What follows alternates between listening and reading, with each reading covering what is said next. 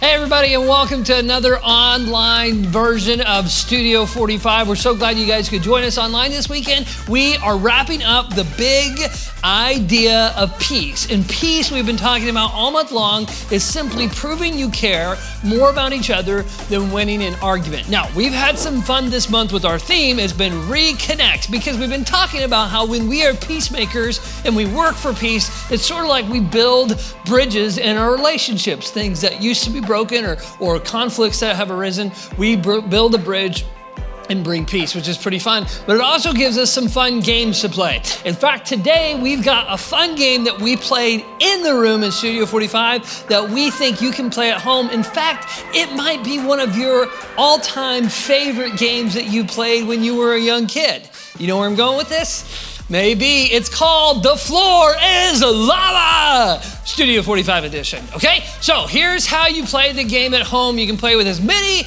or as few as 2 people as you like, but the idea of the game is you just set a certain amount of space that you have. You can do this inside or outside, a certain amount of space that becomes a lava. For us here in Studio 45, we use one of our awesome small group rugs to function as this, okay? It was our lava. And then we found a few things for us to step on. You could use paper plates, you could use sheets of paper. What we use is these little plastic markers, and what we did was we put them on the ground, but here is the trick. For you to use the stone to get across the lava, you have to have human contact on it. In fact, if you don't have human contact on it, that rock or stone sinks and you lose it to the lava. So what we did, we started off with 5 stones. You can start off with however many you want to at home. The object of the game, of course, is to make it challenging, but see if your team can work together to get everybody across. We had a lot of fun with it, but at the very end, we stepped off and we left Chris stranded. It was very sad, but Chris, we love you, and I hope the lava wasn't too hot. Oh well. Listen, have fun with it. Post some pictures if you guys playing at home. We would love to see it, but as you talk about it and as you play, we hope you learn a little bit about peace, which is proving you care more about each other than winning an argument. The other thing we think that might help you learn a little bit about peace is our story for today, all about one person, in fact, one girl who decided she was going to be a solution to a pretty big problem. Let's check it out. The Bible is more than a single book. It's a collection of 66 books of history, stories, letters, and poetry written by dozens of different authors over thousands of years that all come together to tell one big story. It's a bigger story than you can even imagine. It's a big story about a really big God and what He did to rescue us. It shows us who we are and what we were created to do. Discover the story that shows you the character of God. Hey everyone, I'm really excited to be here today to bring our last lesson in this month's big idea of peace. How many of you guys are scared of bridges? I definitely am. I always have been. I don't know when it started, but I know I have a fear of bridges. Well, my family and I, over spring break, we went to Florida and we came across a bridge like none I've ever seen before. This is a bridge in Tampa Bay. It's called the Sunshine Skyway Bridge, and it's intense. I think we have like a few more pictures of it to see, so you can see it from every angle. Isn't it crazy? I mean, this one's really pretty, but by and large, that's an insane bridge. Usually bridges go straight across, and this one has like a massive hill. Well, we went on this bridge, and I figured out why it's called the Sunshine Skyway Bridge. Because when you drive up it, you literally feel like you're driving up into the sky. But then you get to the top and you realize, nope, I'm on just like a roller coaster in my car. Anyway, this was not a very fun experience, but I love that I got to see that bridge because there's an interesting story about that bridge. See, that bridge is in Tampa Bay. And in Tampa Bay, you've got a city that goes around water. Well, if you live on one side of Tampa Bay or you live on the other, it's really hard to get across, if not maybe a little impossible. So the people saw a problem and came up with a solution. Let's build a bridge. There's a second problem. You can't build a straight across bridge because it's a bay and you need to make room for ships. That's right, cruise ships would come into this bay, and if they built a bridge straight across, this wouldn't work. What if I told you that you could be a bridge too? See, we all have conflict with someone we care about in our lives. And sometimes there's two people we care about that are in conflict with each other. And in that moment, there can be a lot of questions about what we should do. Should we step in? Should we get an adult to help and not step in and let an adult help us? Should we just kind of let the relationship end? Unfortunately, with conflict, it can cause a lot more questions than answers. And that's where I'm really glad for the Bible, because God made sure that the Bible is full of real stories of real people working out the same things that we are working out today, and then showing us how to make the wise choice.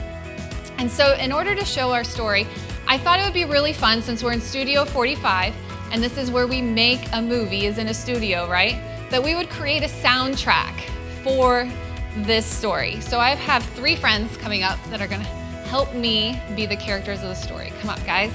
Okay, so we are gonna start this story with David.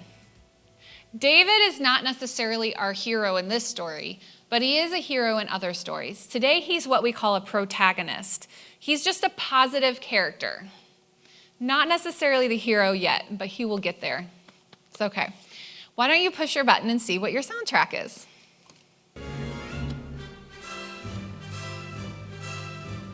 That's right. David was a future hero. He knew that he was going to be the second king of Israel because he had already been anointed as that. He used to be a shepherd boy, and now he knows he's the future king of Israel. Okay? Now we go over to another main character in the story, and that's our current king of Israel. His name is Saul. Now, Saul knew that David was already anointed as the next king, and he was super jealous.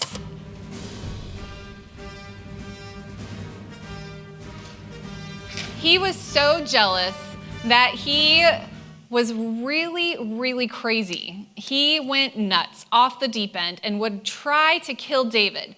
So David and his men were always on the run.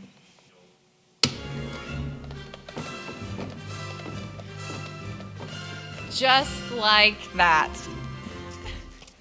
David had camped out near the property of a man named Nabal. Nabal's another main character in our story. We have a quick costume change for Nabal. Go ahead and push your button. Was also a villain. We have 2 villains in this story, King Saul and Nabal. Thankfully, Nabal was married to a wonderful woman who was full of wisdom and kindness. Her name was Abigail.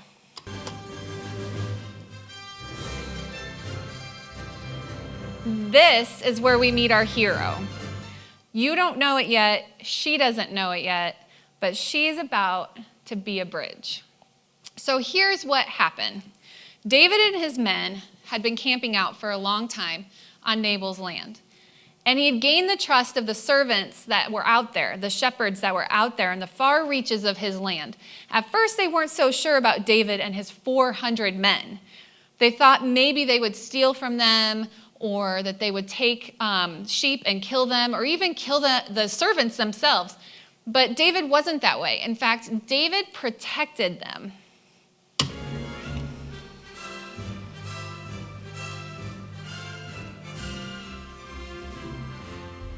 Very good, David. Thank you. There was a time of the year called sheep shearing season, and Nabal, on his land, that was a big deal, and it was a huge celebration because they were getting all the sheep together to shear them all at once, and so they decided to make a party of it, which I think was an annual thing. So we read here that in 1 Samuel that David sent 10 of his men to go to Nabal and to talk to him and to greet him and say, "Hey, how are you doing? Maybe we can have some snacks." Let's see what David said. He said, "Go up to Nabal at Carmel, greet him for me. Say to him, 'May you live a long time. May everything go well with you and your family, and may things go well with everything that belongs to you.'"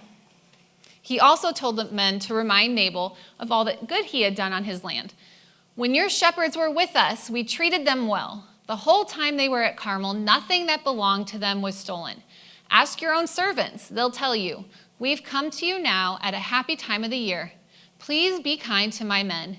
Please give me and my men anything you can find for us. It was a pretty basic request, right? It's not like David asked for a bunch of stuff. He just simply said, hey, maybe you return my kindness with some generosity. Well, we know that Nabal is a villain, and we know he's kind of a hothead and not very wise. So what did he say? A big, fat no.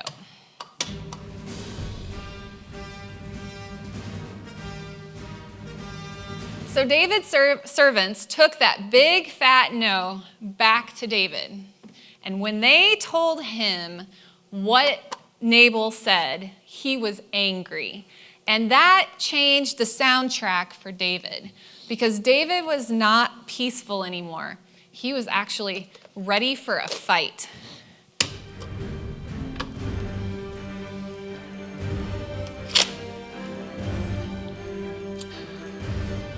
So David gathered his 400 men, and he was getting ready to go to Nabal's house and knock down that door and teach him probably a lesson or two.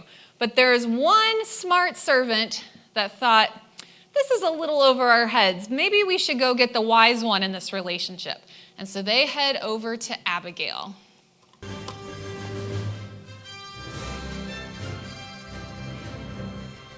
Abigail was wise. I know we've already talked about this. And so she was ready to find a solution. She was going to do anything she could to make sure that there was peace and safety in her property and in her land again.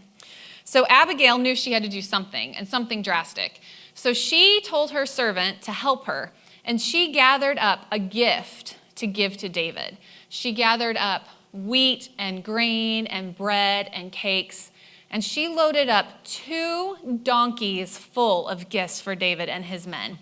And she told her servant to head on over to David, and she would be right behind her.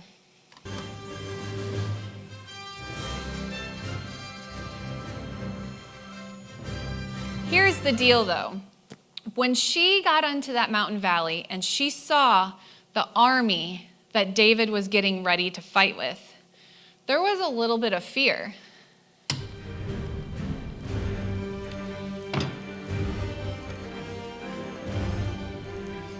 But she didn't let the fear stop her. She got down off her donkey, she bowed down before David, and she even took the blame for something that wasn't her fault.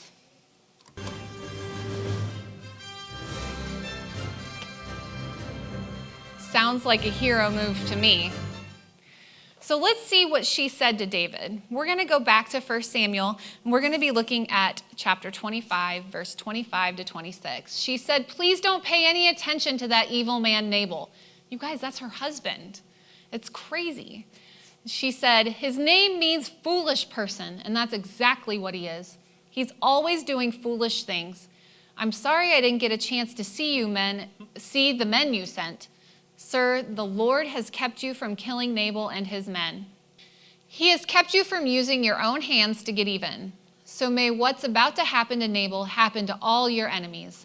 May it happen to everyone who wants to harm you, and may it happen just as surely as the Lord your God and you are alive. So as David stands there silently listening to her, she has more to say. She says, the Lord your God will certainly give you and your family line a kingdom that will last. That's because you fight the Lord's battles. The Lord will do for you every good thing he promised to do. He'll appoint you ruler over Israel. So they're standing there waiting to see what David would say. Abigail is probably still really freaked out. But there she stands waiting for David's answer. And David made a choice. He chose to listen to Abigail, and he changed his soundtrack back to peace.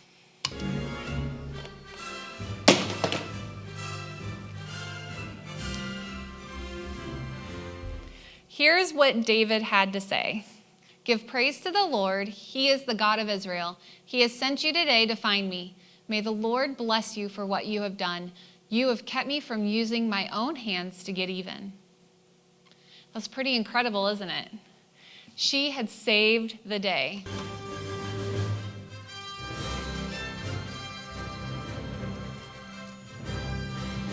So David accepted, as we know because his soundtrack changed, David accepted the gifts from Abigail, and they turned away and went back to where they were camping out. And there was no fight.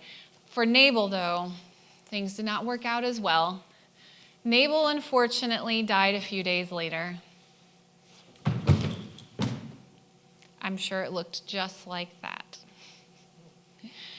So here's the end of our story. Can you give a little round of applause from home to our helpers today? So how do you think this story would have ended if Abigail hadn't intervened? I'm guessing it wouldn't have gone well. I'm guessing that there would have been a huge fight and a huge conflict. But because Abigail decided to be a bridge, and she decided to be a peacemaker, the whole story changed. No matter how scared she was able to stand between two people and create peace. Have you ever had tension flare up between you and someone else you care about? I think we all could say yes to that. Have you ever seen two people you care about have a fight or be in a fight or have a conflict and you're kind of stuck wondering what to do? There's two choices you can make in those situations. You can either add fuel to the fire and say things like, oh yeah, I saw that person do that too, or you won't believe what they said about you. Or you can choose to throw water on the flames, and you can choose to be that bridge, and you can offer up a peaceful solution to the conflict. Sometimes we're not really sure what the answer is. Maybe it has nothing to do with your friends or people you care about. Maybe there's someone that you know that's just genuinely a mean person, just a lot like Nabal. And they do things to hurt you or your friends, maybe your siblings or other people in your family. In this situation, you should talk to your parents at home or your small group leader and ask them what would be a safe solution in that scenario, because that's even a little more complicated. But I'll tell you what, anytime that we have the opportunity to be a bridge and to make peace is a great opportunity. And when I think of the ultimate bridge, I think of Jesus. I think of the first week of this month when we were at Easter and we talked about how that cross became a bridge between us and God. That Jesus came to this earth and he got on that cross because he wanted us to have that peace with the Father. And so he got up there and died so that we could be in relationship with the source of peace. And I don't know about you guys, and I think I'm probably going to say this every time I teach, but if Jesus said it or Jesus did it, I want to do it too, and I want to say it too. And he was the original bridge builder. So I think today, as we end our last lesson in peace, there's one question I think we need to ask. It's not, should I be a peacemaker? It's, how can I be a peacemaker? So I want you to talk about that today and ask the question, how can I be a bridge? It may look like crazy Tampa Bay bridge. It may be a little more straightforward and simple. But either way, I know that if Jesus did it, then I'm supposed to do it too. Let me pray for all of us. Father, I just thank you so much for the example of Jesus being the original bridge builder, that he made a way for us to have peace with you. Father, we know that our world is in more conflict than it has ever been. There are more fights between people than there has ever been, and a lot of times it's the people we care about. Father, will you just help us to be brave and courageous and to step in and be that bridge, to be a bridge to peace for other people.